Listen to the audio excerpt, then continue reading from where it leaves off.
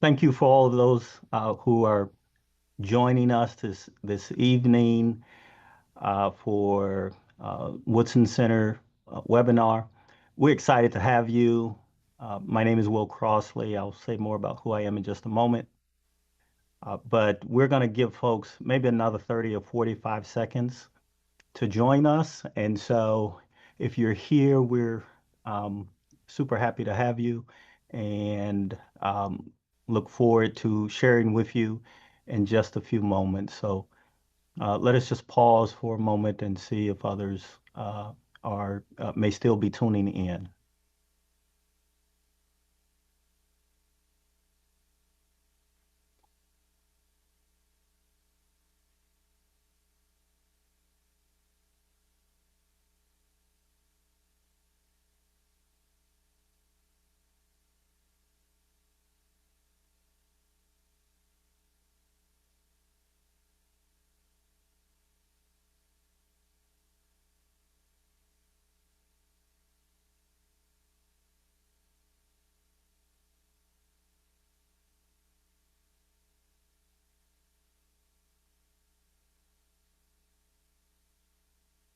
And so good evening again. My name is Will Crossley. I am the Executive Vice President of the Woodson Center, and it's my pleasure to welcome you to this Woodson Center webinar, bringing back history to life through supplemental lessons about Black history and excellence.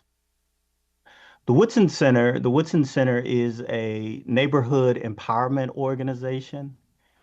We believe in empowering neighborhoods to improve the life of the individuals who live therein. The Woodson Center was founded by none other than Bob Woodson, whose name is on the title of our organization. Bob Woodson was a veteran of the civil rights movement, and he began this work 40 years ago with a distinct purpose of empowering low-income communities and neighborhoods to become agents of their own uplift. And so we've continued this work now in its 44th year. About a week ago, we celebrated 44 years of doing this work by Bob Woodson. And we're excited that a new phase of this work has involved the creation and expansion and promotion of our curriculum, Black History and Excellence, to help children across America to see how they can have agency over their own lives. We extended the core mission of the Woodson Center around communities in order to uplift America's classrooms. We began producing lessons of little known yet inspiring stories from Black history, stories of people defeating oppression through hard work and excellence and achievement. And we now have more than 28 figures profiled in 56 lessons, lessons at the high school level and the grade school level. And they are available at no cost for free at our website, at the Woodson Center website. And they have to date been downloaded more than 250,000 times. Downloaded by schools, downloaded by after school programs, downloaded even by citizen reentry programs. And so we're excited that we've been able to share these stories with more and more people.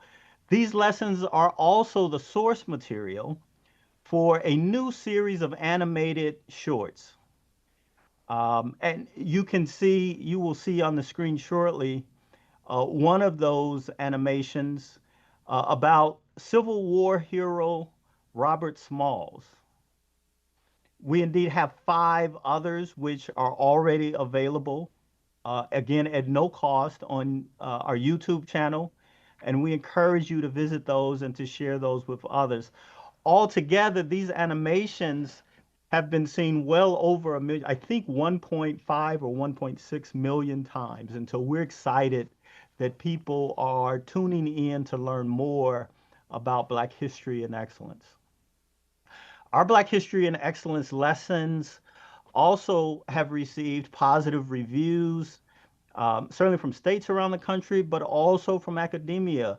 Johns Hopkins University, the Institute for Education Policy has positively reviewed our work, and we are active at the National Council for Social Studies, NCSS. In fact, I'm very excited to be able to share that they have invited yours truly, yes, me, to be able to share a 55-minute session at the NCSS annual meeting this December in DC. So if you haven't signed up yet, go and sign up, become and join us for the NCSS annual meeting. This will be in DC, which is the home of the Woodson Center. Our Black History and Excellence lessons are designed to be supplemental. And by supplemental, I mean that you can plug them into the existing work, the existing curriculum that you already have. And so tonight, two of our team members will be highlighting how you can do that, how you can use the variety of supplemental materials within our lessons to bring these inspiring stories to life in your classroom. Stick around because at the end we will take questions towards the end of our time together. You can use a Q&A feature that will be a part of that. But let me now welcome to the screen our curriculum team members who are going to be doing this work on tonight. They are both a historian and a practitioner in what I like to call the science of learning. Tina Webb and Stephanie Taylor. Stephanie, who holds a bachelor's degree in history from Princeton University, and Tina, who's an experienced practitioner, has taught in private schools and is joins us from the state of Virginia. We're excited to have both of them for the next 40 minutes or so. They're going to share with you how to bring supplemental lessons to life through the use of these materials. Um, and just a reminder, stick around for the end. We will have an opportunity and really want to be able to answer your questions. And so we look forward to that. Without further ado, let me turn this over to Tina and Stephanie. And so, Stephanie, you can take it from here. Thank you so much. Thank you, Dr. Crossley. Hello to you all. It's a pleasure to be with you here tonight in what I hope will be an engaging and informative session for you all as educators. So I'm going to go ahead and share my screen here so you can see our presentation. We're just going to walk you through a few things. We don't have a lot of time, so we won't be able to be exhaustive, but hopefully it will be enough to pique your interest so that you can learn more about our organization and the curriculum materials that we offer to you. Before I jump into what the specifics, I want to give you kind of an overview of our lessons, what they include. So when we cover, as we said, over about 27 topics and more than 56 lessons. And as you see our poster to the left there, we have figures such as Bessie Coleman, Booker T. Washington, Biddy Mason, Jesse Owens, Alice Coachman, Elijah McCoy, and Crispus Attucks. We try to focus on some of the lesser known figures in African American history. For all of our lessons, they include, first of all, a teacher's guide, and that's kind of the home page for the teacher. It's where you find prompts about or background information about all of the lessons, and also prompts for things like bell ringers and ways to use the lessons in your classroom. The teacher's guide also includes the links to all of the other curriculum materials. So when you first download the material, it may seem like there's just a folder with just the PowerPoint lesson and the teacher's guide, but the teacher's guide is where you will find all of the other information and materials for that lesson. As I mentioned, we have a PowerPoint presentation. That's usually about 30 to 40 slides in the deck, and it's really the heart of the lesson. It's what tells the story of the figure or the historical event in the lesson. And then also included are our supplemental materials, which is going to be the focus of today's webinar. Our supplemental materials include multiple choice questions to gauge retention of the material, activities and case studies for digging deeper into the lesson, and also critical thinking questions to aid in social and emotional learning. Also included in our teacher's guide are recommended videos and articles. These are primarily geared towards the teacher who wants to learn more about the subject matter or find out a bit more about our source material, but where appropriate, we also indicate where they may be useful or interesting for the students. And then last but not least, we include standards and learning objectives. Our lessons are mapped to C3 from the National Council for Social Studies, and also where applicable, standards for American history and African American studies. So the two areas that I want to highlight tonight, talking about some of our supplemental materials, are independent research and social emotional learning. And then Tina will focus on English language arts and civic engagement. So when we talk about independent research, first we want to get a general understanding of what do we mean by independent research. It's basically just going beyond the textbook to gain a deeper understanding of a subject using primary sources wherever possible. And why does independent research matter? Well, it hones skills like critical thinking, information literacy, including choosing reliable sources and identifying bias. And it encourages students to pursue their own interests and passions so that they can develop an expertise in a particular area. While we talk about independent research tonight, we're going to use as an example our Golden 13 lesson. The Golden 13 lesson tells the story of the first African American officers in the United States Navy. The lesson focuses on the obstacles they overcame, the community and collaboration that was integral to their success, and the achievements of these men in the Navy and beyond. The supplemental materials include contemporary sources with prompts for further research. So I'm going to show you screenshots from the supplemental materials so you can see those prompts. I'll read through them, but if you want to make them a little larger, you may be able to slide me over a bit in your viewing screen so that you can focus on the presentation. We'll start with high school, and then we'll take a look also at some of the prompts for our younger students. So the first source that I want to talk about, and this screenshot that you see here is from our DBQs, document-based questions. The first prompt is from Life magazine, and it includes a brief mention in Life magazine on April 24th, 1944, of the first Negro ensigns.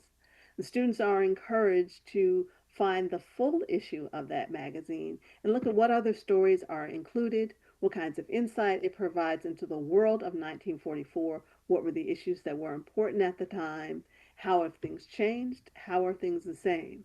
It also features an editorial entitled Negro Rights, They Will Come When the White South Fear is Divided into Rational Parts. And it deals with Southern anxieties and prejudices at the prospects of things like interracial marriage. So it's an interesting opportunity for students, again, to discover what were the prevailing thoughts and attitudes of the time. How have they changed? How are they the same? Are there anything that seems strange to them compared to contemporary thought and ideas? The second source that the students are provided with is Executive Order 9981 from President Harry Truman in July of 1948. And this is the order that formally desegregated the armed forces, but it also formed a president's committee to investigate the problems of racial discrimination in the military. The students are encouraged to read more about the committee and the report, to consider the recommendations it made, and also to think about whether or not this kind of action is effective in creating societal change. And this is one of the ways where the teachers can really use the materials to fit their classroom. For example, you could have students investigate other presidential committees or other executive orders? What are things that have been done in contemporary times? Have they been effective in promoting societal change? What impact have they had? The next thing that we have available for the students for independent research is from our, um, not from our document based questions, but from our case studies. And so we have a case study on life at Camp Robert Smalls.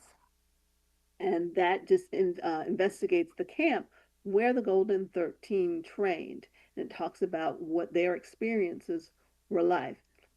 I'm sorry, I missed one. Let me go back for a moment because I skipped talking about the integration of the Negro into the U.S. Navy by Dennis D. Nelson. And this was a book that was written by one of the members of the Golden 13. And so it talks about his experiences, and the students are encouraged to write a biography of the book, to look into what prompted the writing of the book and what its reception was, and think a little bit about what Dennis Nelson's life might have been like during his training. And then we have our case study from Camp Robert Smalls, which talks about the area where the Golden 13 trained before they took their officers' exams. And one of the things that is mentioned in that case study is this book, The Golden 13, and it includes oral histories of those who were part of that historic event of those first naval officers. The students are encouraged to find this book, which is available for free online, and select one of the officers to find out more about their life, what their life was like at the time they were training, but also what may have happened to them after this, what happened in their career and personal life, both inside and outside of the Navy. So again, it prompts them to that primary source of oral history and how we can get insight into the history and the times through that.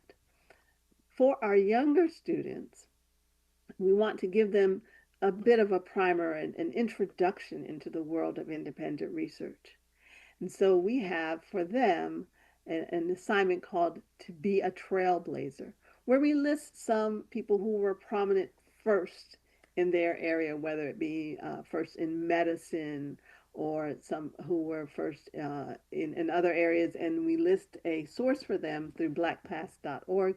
But they can also be encouraged to find other sources and to create a report or collage. It can be done with their peers if the teachers desire to make it a group project, but it's an opportunity for them to get used to the idea of researching a figure and being able to present a report about them.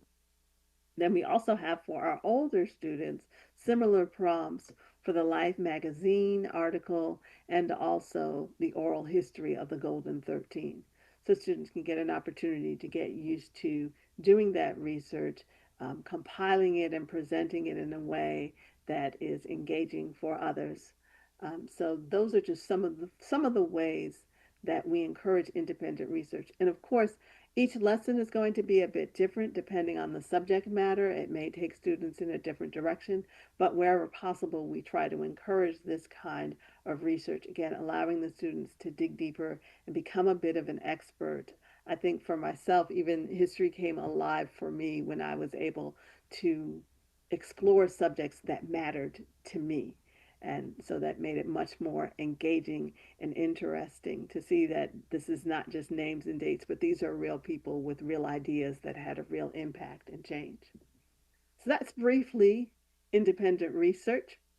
I want to turn now to social and emotional learning. And the lesson that we're going to use to highlight that is that of Biddy Mason. Biddy Mason was a former slave who sued for her freedom when her slaveholder moved to the free state of California. She ended up becoming a prominent businesswoman and philanthropist, and her life provides a wonderful example of the mindset necessary for success and the power of community engagement. So it really is ideal for digging into the whole idea of social and emotional learning. When we talk about social and emotional learning, there's several components that we look at: self awareness, self management, social awareness, relationship skills, and responsible decision making. These are all attributes that we want to encourage in our students. So when we look at the life of Biddy Mason, we have in our critical thinking question, that's really the base where we will find the source for social and emotional learning content. In our critical thinking question, we ask questions such as around subjects such as their attitude and mindset. So we look at areas like overcoming adversity, recognizing advantages and disadvantages, and identifying inner resources. Some of the questions we ask in the Biddy Mason lesson include: what are some disadvantages that Biddy Mason faced in her life? What are some advantages that she had? And students are encouraged to also consider these questions in light of their own lives. While Biddy Mason was a slave, she used the skills she learned as a midwife and healer to earn money once she became free, and that became one of the sources of her income that eventually allowed her to become a wealthy philanthropist. We talk about saving and investing, where we explore ideas of entrepreneurship and making wise financial choices. So students are asked questions such as: what is an asset? And what does it mean for an asset to appreciate? How we can consider assets that appreciate versus those that depreciate, and where do we want to invest our money and our time? We also look at philanthropy and generosity, including non material giving, and identifying a cause that the students can become passionate about that can be a source for their investment and their giving. And we use this quote from Biddy Mason where she says, "The open hand is blessed, for it gives in abundance, even as it receives." So students are encouraged to think about what does that quote mean and how can it be applied in their lives? How have they seen it at work even in their own community, among others? We also look at skills development. What does it mean to become an expert in an area? How do you target a goal for where you want to be and who you want to become?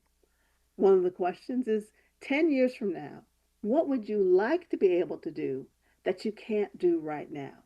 Helping the students to think about their future and see that their future self can be more than what they are right now, and identify a goal. How do I get to a place where I have an asset, where I have strengths, where I have something to offer, not only to improve my own life, but the lives of those around me? And then finally, we look at our Woodson principles. The Woodson principles are 10 principles for community success that our founder, Bob Woodson, identified in his work in community engagement. And this is something that is unique to our curriculum, but we offer in all of our lessons an opportunity for students to consider those principles and how they can be applied and how they are exemplified in the lessons that are presented.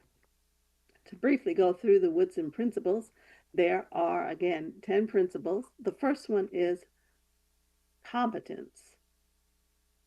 We want to rely on the practical knowledge of those in the situation, not just the lofty ideas of outside experts, but consider the competence and the strengths of those within our community. Integrity, understanding that relationships are necessary for transformation and that being a person who is trustworthy and honest is essential. And we want to identify and work with others who practice those same values. Transparency, being willing to humbly share stories of our own triumphs and difficulties, our own adversities, to help establish trust with others. Resilience, identify those who have managed to survive despite difficult circumstances and learn the secrets of their success. How can we continue to improve despite our circumstances? Witness, we understand that those who have overcome hardship have more credibility as a source of hope for those going through struggles. When you can identify the things that you have overcome in your own life, that provides hope and inspiration for others who may be going through situations that are similar. Innovation. Just as entrepreneurs come up with ideas for creative businesses in the world, there are people who are social entrepreneurs within our communities who can create change through their innovative ideas. Inspiration. We want to focus on the victories that are possible, not just the injuries to be avoided. When I think of this Woodson principle, I'm reminded of when, if you've ever been taught how to drive on an icy or treacherous road, they always tell you don't look at the tree that you want to avoid, look at the road that you want to stay on. What you focus on is where you will head. So we want to always focus on the inspirational and positive victories that can be achieved. Agency. Give people the opportunity to participate in their own uplift and to understand that they have the power to create change in their lives. And also give them the opportunity to give back in return for what is received so that they understand that they're not just victims or objects to which things happen, but they are agents of their own change and uplift. Access. To eliminate barriers so that all who suffer can access the tools for change and make it possible for them to make a difference in their lives. And then grace. Respect others and see past problem areas to find their potentials. In addition to having these Woodson principles highlighted in our lessons, we also have a standalone lesson on the Woodson principles and also a social and emotional learning specific lesson on learned optimism, which helps the students to change their way of thinking so that they see the possibilities and not just the problems. So that's very quickly an overview of some of the social and emotional learning components, as well as some of the opportunities for independent research through our lessons. I want to turn things over to Tina Webb right now, and she's going to talk to you about our opportunities for, oh my gosh, I just blanked on the English ELA, English language, and also on community engagement, which is again an important part of our work at the Woodson Center. So I will turn it Thank you, over to Stephanie. Tina. Awesome. Hi, everybody. I'm going to share my screen with you. And yeah, so good evening. I'm Tina, and I will be talking about ELA, English Language Arts and Civic Engagement. Before I get into my section of the discussion, I want to quickly reiterate the supplementary materials that we're not going to focus on, but that are very important. And these would be the multiple choice questions, coloring pages, additional videos and articles, various puzzles for the younger grades. These are great when you need your students to do some individual work. And so I'm going to show you how our Black History and Excellence curriculum materials demonstrate ELA standards and civic engagement components. These are created to enhance your classroom experience. I've decided to use the lessons of Piney Woods with Lawrence Jones, who you see pictured in your top right hand of your screen. A little bit about him. In 1909, Lawrence Jones founded the Piney Woods School, a Black boarding school in on 60 acres in Mississippi to provide education for poor Blacks, and it is still in operation today. I will also touch on a lesson by Marcus Garvey, who is pictured on the bottom left. He was an activist, an entrepreneur, and a controversial figurehead of the Back to Africa movement. And both of these lessons you'll see contain activities that support ELA and civic engagement. Of course, you can download either the K through 8 or the high school lesson. So you're going to see a glimpse of the K through 8 activities and assignments page, critical thinking questions. I'll show you an excerpt of the teacher's guide, which includes prompts and projects and assignments as well. So with that, let's get going. So ELA standards. First, I want to just go over what I mean by that. This is not comprehensive. So here's a graphic for you that just reminds us all kind of some of those basics that we mean. We're trying to impart our students to have effective communication, both written and oral. And so those are things like, and again, this is not exhaustive, but those are things like the ability to read, write, to speak, to listen, of course, spelling, grammar, and vocabulary, to understand and apply, problem solve. You can read the rest of the graphic, but these are just some of those items that are important to us as teachers when we want to make sure that we're in agreement with ELA standards. So the first excerpt you're going to see is based on the Marcus Garvey lesson. This is a two-parter, I'm just going to read the last bullet point on your screen, and it says, reflect on the lesson through persuasive writing prompts, multiple choice questions, as well as collaborative project extension activities.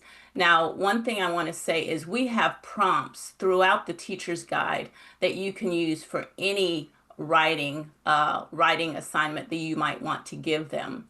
But one thing, even with the multiple choice questions, that's an excellent part that you can use to help test whether they remember what they saw in the slide deck and the PowerPoint presentation and understand, can they apply what they saw and heard.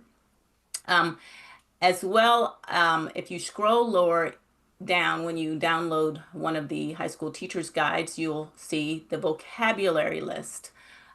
These words are pulled from the slide deck, and of course, we have different words for the K through 8 grades. And so this is just an example from the Marcus Garvey lesson, part 2 of the vocabulary list that we provide.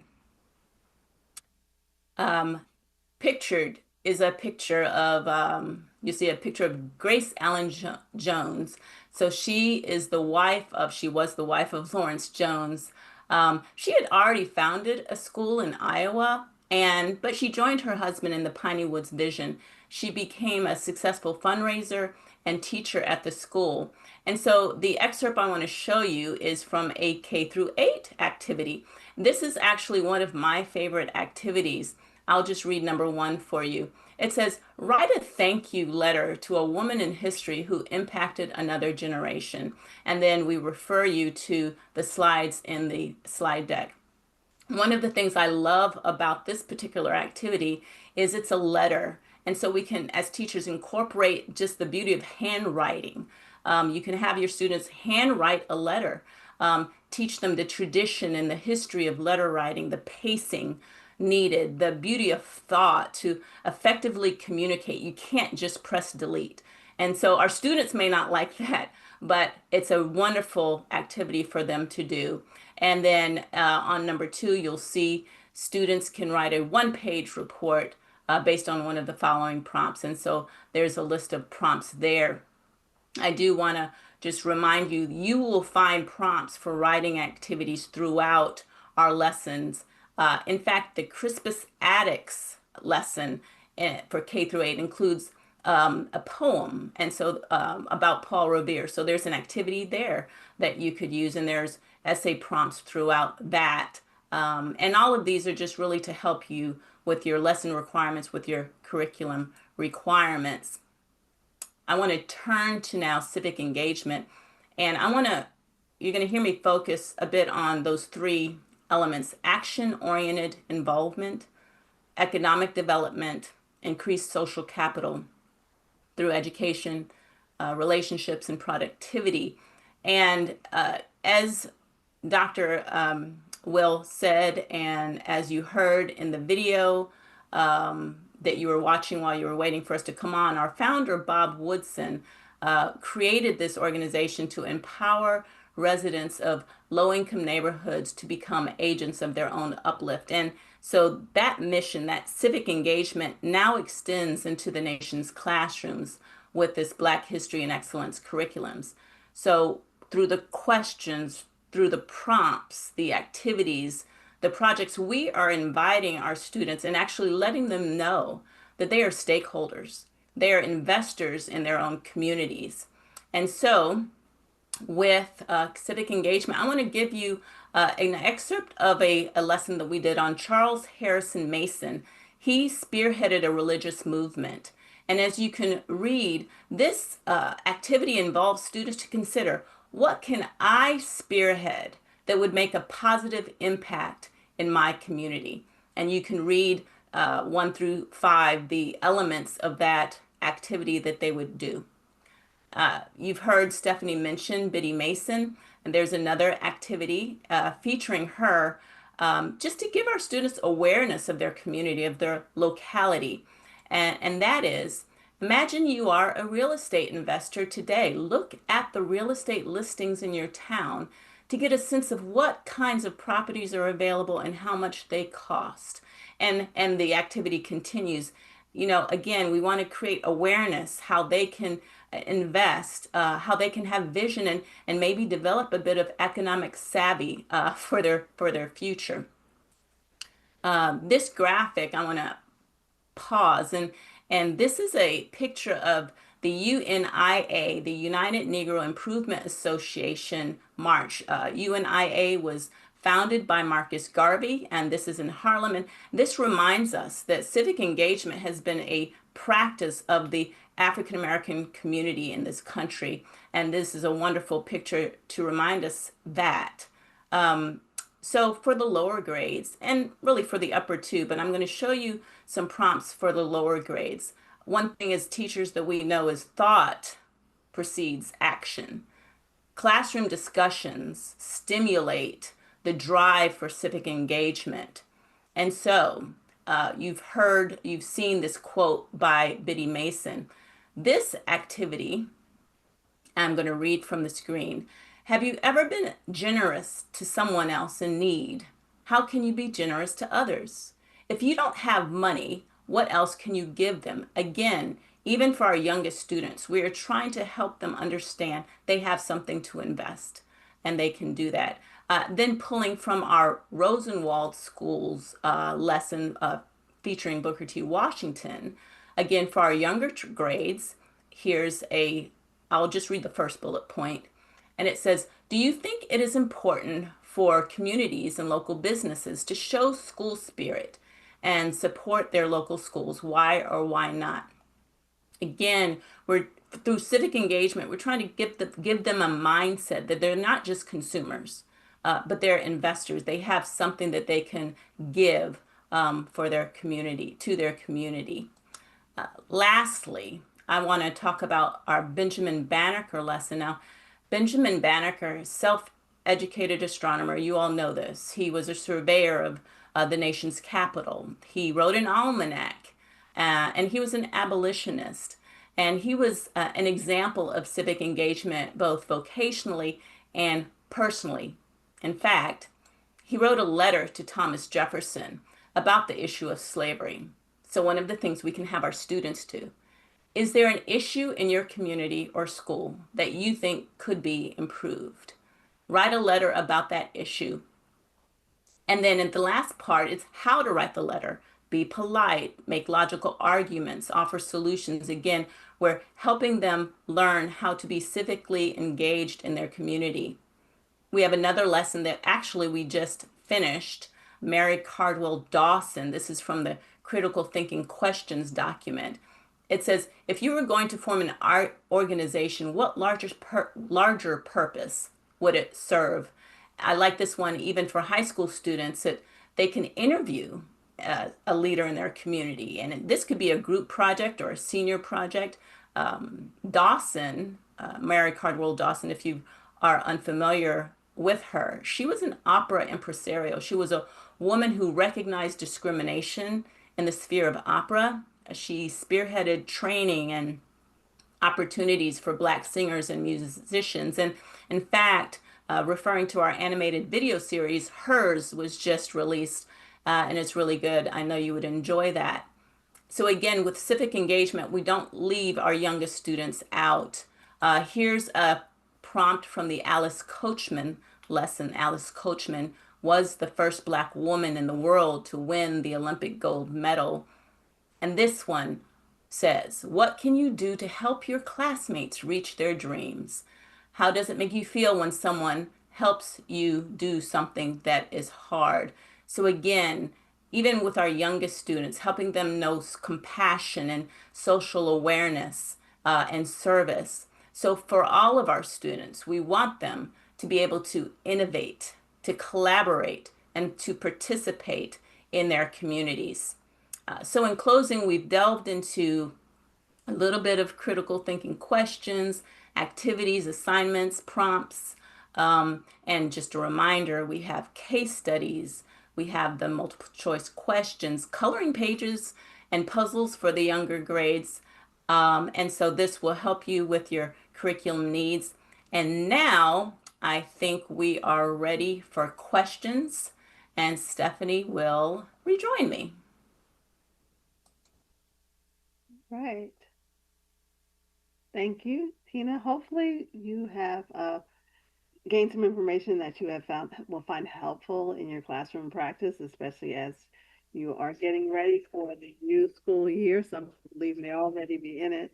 We want to turn to some of your questions because we want to be responsive to your needs. And so let's get started. I do see one question here which asks, are the social and emotional learning lessons in all grade levels? Yes, we have social and emotional learning components through our critical thinking questions in all of our lessons, and also those two social and emotional learning lessons that I mentioned, the one on um, learned optimism, and that also on the Woodson principles. Those are available for both K through 8 and high school. And when we have our questions, we will they are usually for the younger grades broken down by grade level because we recognize that K through 8 is a large range, but usually there will be questions that will suffice for two or three grades, so maybe K through 2 and then 3 through 4 and 6 through 8, so that teachers can find questions that are appropriate for their classroom. And again, we want to emphasize that these are very flexible. Really, what our lessons provide are a template or a starting point, but teachers are always encouraged to adapt them to their own classroom, whether it's by interest level or whatever time you may have. So we offer that opportunity for you to be flexible, and we trust you to be the experts of your own classroom. Yeah. Yep, sure. You know what your students need and what your department requires, and so you do have that flexibility. I'm going to answer a question that came up. Which lessons are most popular? The most popular is actually Covert, Michigan. It's the most downloaded lesson we have. A wonderful lesson. Was new to me up until a few years ago. It's a integrated community, intentionally integrated in the latter half of the 19th century. I had never heard about this, but it's a fantastic lesson. Also, Biddy Mason is very popular, as well as our Piney Woods lesson. So thanks for asking those. And another question is, have you received feedback from students on these lessons, and how has it informed how you build lessons? Most of the feedback we would receive from students would be through teachers, so we do receive some anecdotal evidence of how the lessons have been received. It reinforces the belief that really students enjoy seeing these lessons that focus on their agency, on what is possible, on the things that are positive. Um, and so we really have continued to make that our focus. Not that we want to ignore difficult parts of history, but that we want to focus on ways in which people have overcome and have succeeded despite these obstacles. Great. I'll take the next. It says, how do you come up with lessons, ideas for lessons? So we do take a collaborative approach and we do get suggestions from users. Stephanie and I have traveled to some of the state conferences, and so, teachers will say, what about this? But we do brainstorm among our team. We pick lessons that are diverse across time, interests, and sectors. Of course, trying to find little known stories, lesser known stories. We have on our webpage, when you go to it, categories and tags. And we do try to look, how many lessons that are STEM or science oriented, how many that are based on entrepreneurship or business. And so we do try to look, even drama or art or music like the one we just did, just to try to give a full and balanced offering to all of you. Another question is whether or not our lessons map to learning standards. As I mentioned, they are mapped to the C3 learning standards, which many states have similar components in their lessons, in their learning standards. We also, where applicable, will map them to AP History standards for our older grades, or even for the newer African American History AP class.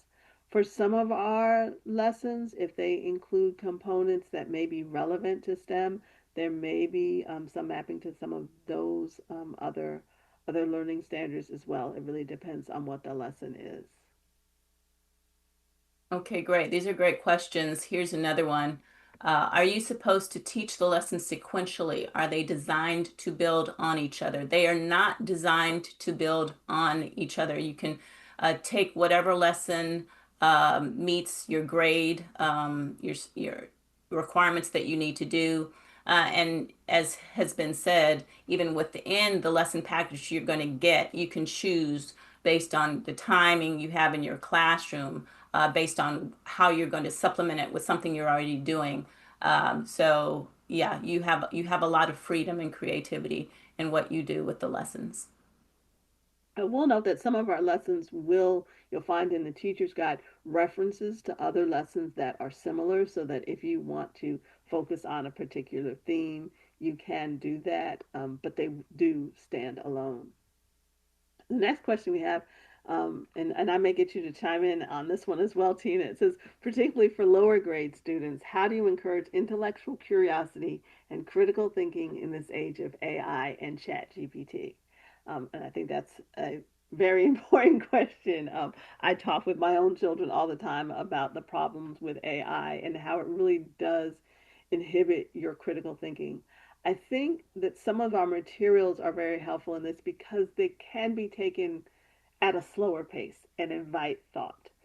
We have a lot of questions where we invite the students to discuss and engage with each other. And so it's not the kind of thing that they could plug into a computer and answer. We want them to think about their lives, about their communities, about how it affects them personally, and really take the time to consider that and work together to think about solutions to problems. But it is definitely a challenge to do that in this day and age. And I think the more that we can encourage our students to unplug, the better. I don't know if you Yeah, have that thoughts is, having been in the yeah. classroom more than I have, Tina. Well, that is, in just our, pre-training before the school year starts, those are some of the conversations we've had to have as teachers. In the school that I taught in, we were, especially for middle school, really trying to minimize their reliance on AI and trying to help them understand the benefit for them long term of having discussions where they actually have to think through, listen to one another. And, from a teaching standpoint, one of the things we did was, or that I actually did, is a lot of in class writing assignments. And so you can take these prompts and instead of sending them home or to study hall to do it, they're doing it right there, in class. And so that can help them use their minds and really develop that. And they have the capability to do that. So that was a great question. Very, I very don't know if timely Dr. question. Crossley, if you have anything to add as in your experience as an educator on this point. No. Well, no, if you all can see and hear me, okay. Yeah, so no, I think these questions on AI are really great because we do have to recognize it's a reality of the world we live in, and so it's giving our young people the tools, and we do that in our work at Piney Woods as well. Give young people the tools to use AI, and I think that the information Tina gave about critical thinking is really, really key in terms of having young people put the lessons in action. How would you write a letter to a person in your community, or what actions might you take? So if you personalize it, it becomes much easier for students to think creatively about it and not make it simply generalized. That's great. Thank you, Dr. Crossley, for that. Here's another question I see. Is there an animated video on YouTube that you offer of all of the figures that the lessons are based on? The answer is not yet. We're just doing individual episodes at this point, and so I think we have 6 right now. So they're tremendous. You can check those out. I think the link has already been placed in the chat. Very good. Yes, we're trying to roll out more as they come up, but it does take some time and energy to do those. So, and as we mentioned, these are all free. So we are a nonprofit depending on the generosity of our donors and those who believe in our cause. So we're doing as much as we can. Another question we have is you mentioned that we focus on lesser known histories in Black American lesser known figures in Black American history. Have we considered making a lesson for someone well known but built around our principles? That's a possibility. There's so many wonderful stories to tell in African American history. And so we try to focus on some that are a little less known, but we do, for example, the Rosenwald schools, we talk about Booker T. Washington. He's a well known figure, but the aspect of the Rosenwald schools is not as well known. We talk about Marcus Garvey, who is well known, but we consider it from a slightly different perspective. So we do try to do that where possible, but there are so many wonderful stories. And as Tina said, she and I will often go to conferences, state history conferences, or social studies conferences, and there are so many wonderful ideas out there. So we do what we can, but we really want to try to pull out some of the stories beyond the names that everyone knows, especially because you know, Black history is a part of American history. It's not a February thing. It's not something to just be pulled out into a separate area of study. But no matter what the time period or the subject matter, there is a story within that American history of an African American who did something noteworthy, who overcame obstacles, and we want to make sure those are highlighted. And those also, I think, help our students realize that it's not just the great big names. You don't have to be world famous to make an impact. There are everyday people That's so true. making large impacts in their communities all over. So, Stephanie, based on your answer, I'm going to ask you, what is your favorite lesson then? Oh gosh. Well, as a part of the curricular team, sometimes I think my most favorite lesson is the one we've just done, because I get to learn. As a student of history, I just love stories.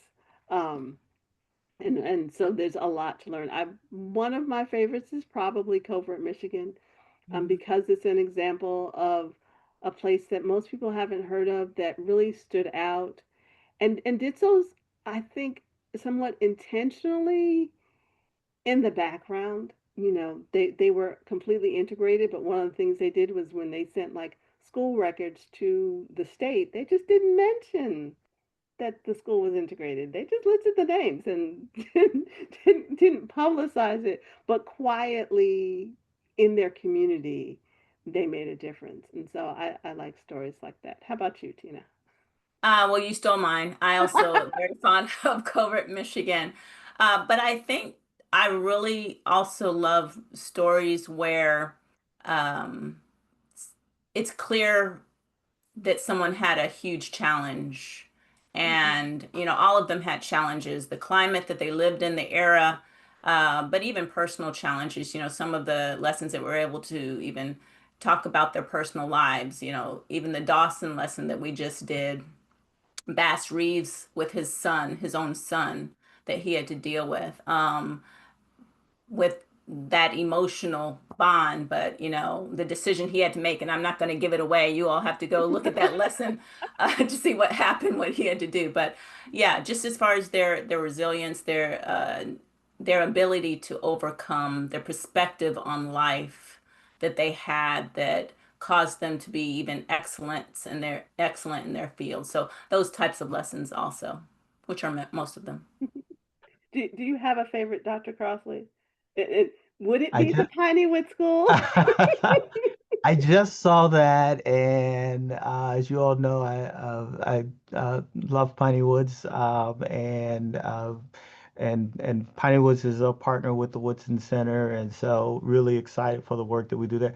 But actually, Robert Smalls Oh Mm. yeah. is huge for me because of the level of courage that it had to take and because of the level of grace that he Mm. showed. And so I'll say there's a tie at least between Piney Woods and Robert Small. That's great. Yeah, and we have a video, an animation on Robert Smalls as well. I think that's the one Wonderful. that was showing It earlier. was. Yeah. Yeah, Yeah. yes, No, that's a good great. one. Mhm. All right, this I think is our last question. Will this recording be available to share? That is the plan. Yes, that is the plan. That we would send that out to all of you who have registered and been part of this hour. It's been great. It's been quick. We hope you've enjoyed it.